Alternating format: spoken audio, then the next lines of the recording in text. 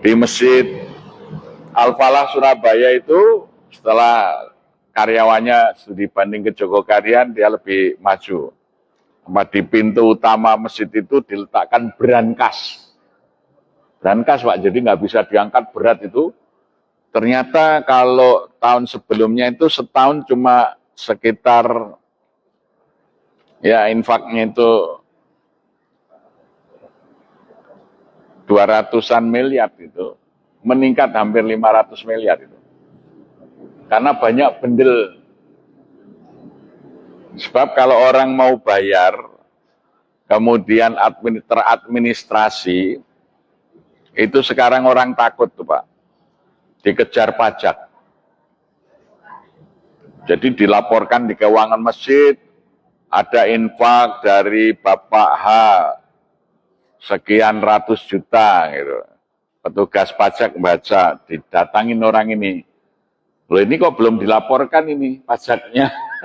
Jadi orang nyumbang masjid aja malah jadi repot dikejar oleh petugas pajak sekarang ini ya. Karena negara kita yang kaya raya ini belum untuk rakyat. Jadi rakyatnya masih harus bayar pajak ya. Saya ke Bangka Belitung itu saya nanya gubernur di sana, Pak Gubernur, APBD Provinsi Bangka Belitung itu berapa? Oh, 1 tahun 1,3 triliun. Ternyata timah yang dikorupsi di Bangka Belitung itu 300 triliun. Jadi sebenarnya tanpa pajak itu bisa lebih dari 200 tahun dari hasil timah yang dikorupsi aja sudah cukup itu. Ya. Nah, bayangkan sekarang ini laut aja sudah bisa dijual pakai sertifikat kok. Sebentar lagi mungkin langit juga dikapling-kapling. Ini. Jadi apa yang menjadi sebab? Sebabnya orang baik tidak mau menjadi pemimpin. Karena dosanya para pengurus masjid yang melarang bicara politik di masjid. Akibatnya politisi-politisi jahat dan busuk yang menjadi pemimpin di negeri ini. Ya, sampai DKM-nya ingatkan, Pak, jangan bicara politik di masjid ya. Akhirnya raja korupsi itu jadi presiden. Untung kita cuma juara 3 ya. Ya gitu. Jadi akhirnya koruptor-koruptor itulah yang duduk jadi anggota dewan, yang duduk jadi wali kota, duduk jadi gubernur, duduk jadi komisaris perusahaan. Karena dosanya para pengurus masjid yang melarang rakyat melek politik lewat khutbah-khutbahnya di masjid. Kalau kita mau membangun Indonesia yang baik, masjid harus memberikan pendidikan politik kepada rakyat. Di Indonesia itu kelemahannya cuma satu, rakyat tidak bisa milih pemimpin, itu saja. Karena apa? Karena masjid tidak mendidik rakyat untuk ngerti cara memilih pemimpin. Itu dosanya DKM-DKM yang melarang ceramah dan khutbah di masjid tentang politik. Masjid itu rumah siasah. Apa itu siasah? Rumah untuk mendidik politik bagi rakyat. Insya Allah nanti lahir dari masjid pemimpin-pemimpin yang baik. Ya, jadi jangan sampai setiap khotib mau naik, Pak, jangan bicara politik. Wah, kalau di Masjid Jogokarian, khotib yang tidak bicara politik, coret, tidak boleh khutbah. Itu, jangan sampai penakut-penakut menjadi khotib. Dulu Khalifah Malik bin Marwan datang Jumatan, khotibnya karena melihat Khalifah datang mendoakan mudah-mudahan Khalifah panjang umur, sehat. Malah Khalifahnya marah, kamu turun, kamu belum bisa khutbah. Khalifah Malik bin Marwan naik mimbar, ngajari kepada khotib caranya khutbah. Kalau ada Khalifah, ada penguasa yang datang Jumatan, ingatkan. Innallaha ya'murukum bil adli wal ihsan wa itaidil qurba wa yanha 'anil fahsai wal munkari wal baghi ya'idukum la'alakum tadzakkarun fala dzikrullahi akbar. Nah, maka sekarang banyak khotib yang membaca itu, tapi hanya membaca kok, tidak menuding pejabat yang duduk di situ. Mestinya innallaha ya'murukum bil adli. Sesungguhnya Allah memerintahkan kamu, hai khalifah, berbuat adil, berbuat ihsan. Nah, itulah ceramah politik di masjid, maka lahirlah khalifah-khalifah yang bagus. Pemimpin-pemimpin yang bagus. Ya, tapi sekarang ini ada DKM yang kena penyakit kolonial. Di masjid tidak boleh bicara politik. Tapi tidak boleh di masjid itu berkampanye partai politik, tidak boleh. Karena nanti memecah belah umat. Ya, oh, masjid ini milih partai A, masjid ini milih enggak, tapi cara memilih pemimpin itu harus diajarkan. Kita ini mengalami kemunduran luar biasa. Indonesia merdeka tahun 45, sarjana itu masih sedikit, Pak. Tapi kita memilih presiden itu Insinyur Soekarno. Insinyur, lulusan ITB zaman Belanda, ijazahnya asli dan jelas.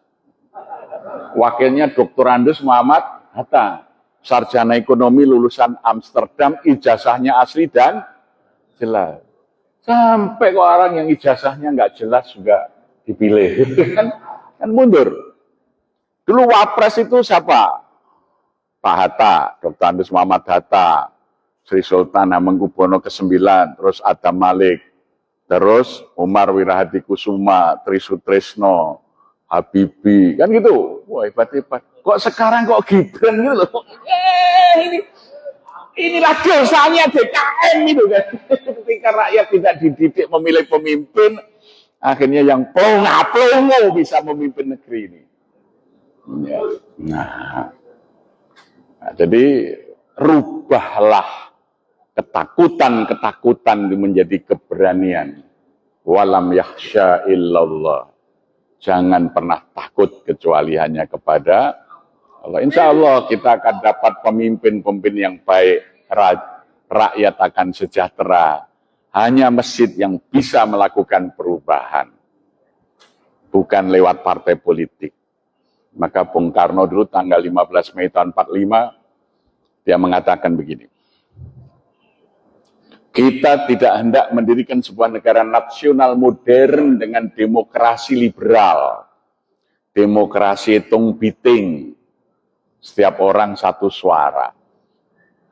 Sebab jika demikian yang terjadi, hanya para pemilik modal yang akan bisa mendirikan dan mengendalikan partai-partai politik. Tokoh-tokoh kita nanti hanya bekerja sebagai buruh politik. Ianya tidak bisa berjuang untuk rakyatnya.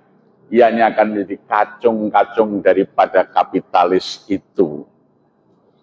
Ya, maka Ajengan Sanusi menyahut, kalau begitu Bung, kita sistem perwakilan saja seperti zaman Umar bin Khattab, Abdul Haliwal Aqdi, diperkuat oleh Kiai Haji Kahar Muzakir, kemudian dirumuskan oleh Ki Bagus Hadikusumo menjadi kerakyatan yang dipimpin oleh hikmat kebijaksanaan dalam permusyawaratan perwakilan. Nah, itulah demokrasi Indonesia, itu ada di sila keempat tadi, bukan hitung biting. Siapa yang dipilih yang punya hikmat dan kebijaksanaan, ya. Nah, jadi itu dulu karena masjid-masjid itu mengajari rakyat melek politik, ya, maka lahirlah dari orang-orang masjid hebat tuh. Mester Kasman Singodimejo begitu jadi ketua DPR pertama, dia mengatakan perusahaan-perusahaan asing harus dinasionalisasi. Maka dulu perusahaan listrik itu milik asing namanya ANIM. Algemene Nederlands Indie Electric Maskapai, perusahaan umum listrik Hindia Belanda. Dinasionalisasi menjadi PLN, perusahaan listrik negara. Sekarang ini dibandling, dijual sahamnya bebas, sehingga menjadi perusahaan terbuka, carinya untung, maka tarif listrik naik terus. Tidak untuk rakyat, tapi untuk keuntungan pemilik modal. Dulu kereta api itu milik swasta, namanya NIS, Nederland Indies Spoorwegen Maskapai. Kemudian dinasionalisasi menjadi PNKA, Perusahaan Nasional Kereta Api. Kemudian menjadi PJKA, Perusahaan Jawatan Kereta Api. Kemudian menjadi PT KAI, dijual sahamnya sekarang. Ya, Masya Allah. Orang naik kereta api ekonomi sekarang mensubsidi orang yang naik kereta api cepat, bos, karena utangnya 80 tahun dibebankan ke PT KAI, ya, itu. Sehingga kalau panjenengan Anda naik kereta api ekonomi, tiketnya sudah termasuk tiket ikut nyicil bayaran utang kereta api cepat itu yang Anda tidak naik itu. Jadi, itulah cara-cara berpikir yang membedakan orang masjid dan bukan orang masjid itu kalau mengurus negara, ya. Dulu Pak Dirman jadi panglima tentara, memimpin perang, dia tidak mau membebani rakyat. Sampai Pak Dirman punya doktrin kepada TNI itu, cukuplah kita para pemimpin saja yang menderita, rakyat tidak boleh menderita. Sehingga tentara kita menjadi hebat. Agus Salim mengatakan, leaden is legion, memimpin itu berkorban, siap menderita untuk rakyatnya. Nah, itu pemimpin yang digembleng, dibina di masjid itu hebat-hebat. Cinta kepada rakyat. Tapi ketika demokrasi menjadi liberal, yang membina partai politik dan membina politisi kita itu pemilik modal seperti Aguan, James Riyadi. Akhirnya pagar laut aja nggak ngerti siapa yang pasang, lautnya sudah dikapling-kapling. Masya Allah, negeri ini mau kemana? Itu masjid harus bisa mengembalikan daulat rakyat. Nah itulah, kalau DKM-nya hidup, insya Allah bangsa ini akan menjadi bangsa yang maju dan sejahtera. Maka tanggung jawab kita sebagai orang masjid cukup besar, ya, mengembalikan rakyat ini ke dalam martabat kemuliaan dan kesejahteraannya. Dari masjid kita siapkan pemimpin-pemimpin bangsa. Terima kasih. Assalamualaikum warahmatullahi wabarakatuh.